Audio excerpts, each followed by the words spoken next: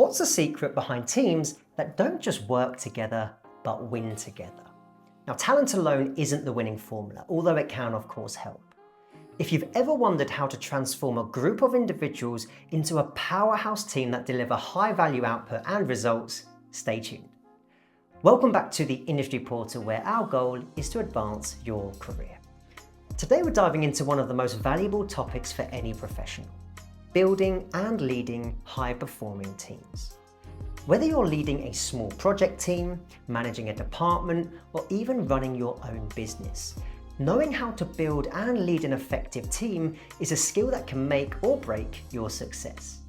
Now, great teams don't just happen by accident. They're built intentionally. So let's break down the top 5 strategies you need to know to create a team that doesn't just function, but thrives.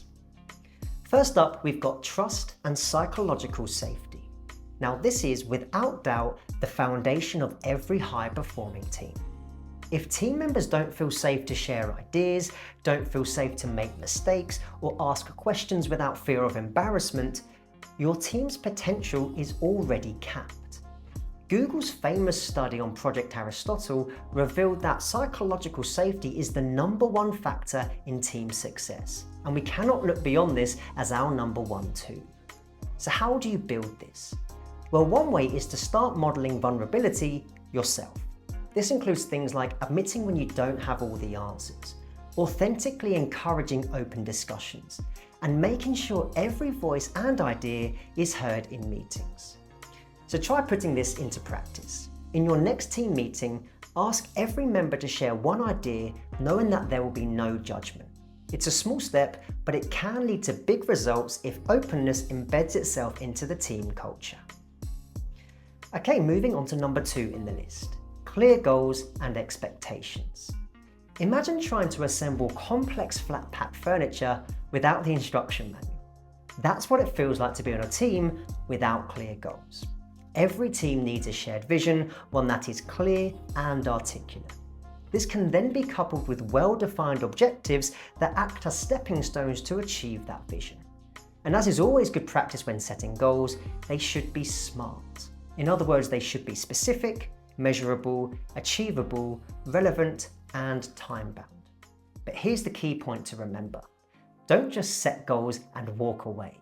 You need to regularly check in on progress and celebrate your successes and milestones.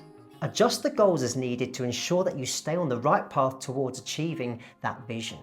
Our journeys are rarely straight lines, so being adaptable is key. And here's a simple way of putting this into practice. In your next team meeting or one-to-one catch-ups, ask each member if they are clear on their tasks and how they contribute to the bigger picture. You may be surprised by what you hear. Next on the list is to leverage strengths and embrace diversity. High-performing teams aren't just about having the smartest people in the room. They're about having the right mix of people. Every team member brings unique strengths to the table, and as a leader, it's your job to identify those strengths and make sure they're being used effectively. Now, in a similar vein, diversity isn't just about background. It's also about diverse perspectives and problem-solving approaches. Hiring individuals that lack diversity and conform to a set of homogeneous characteristics will inevitably limit the degree of thought, which in turn can reduce a team's output. It can also lead to individuals clashing or not feeling empowered to take on the responsibility and then perform to their max. Now, if you're not sure where your team stands, you can use tools like StrengthsFinder or DISC profiles to better understand their strengths and communication styles. It's an investment that pays off. Okay, moving on. #4 on the list is feedback. Now, when I say feedback, I am not simply referring to an annual performance review. Feedback needs to be a continuous conversation. The best teams don't avoid tough conversations, they lean into them. It's what helps them grow together. And what is often misunderstood is that feedback isn't just about pointing out what's wrong. It's about highlighting what's working and where growth can happen. It's about discussing what has worked well and what hasn't, what people have enjoyed and what they haven't. So if you're not having regular feedback sessions, start today and make it a two-way conversation. As a leader, don't just give feedback, ask for it. A simple question like, what's one thing I could do better to support you, can build trust and open communication channels amongst you and the wider team.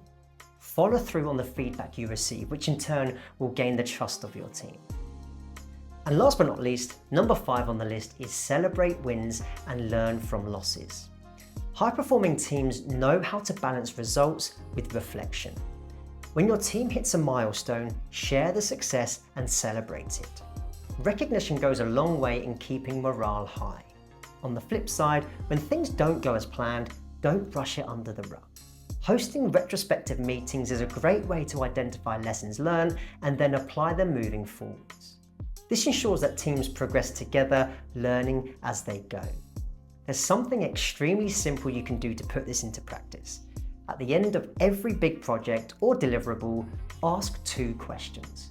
What worked well, and what could we do differently next time? You'll be amazed at how much you can learn from each other's perspectives. So there you have it. Trust and psychological safety, clear goals, leveraging strengths, continuous feedback, and celebrating wins and losses. These aren't just one-time strategies. They're habits you need to build over time. And the best part, even small improvements in these areas can have a huge impact on your team's success. Which of these strategies do you think your team does well? And which one do you think needs a little more focus? Drop your thoughts in the comments below. We would love to hear from you.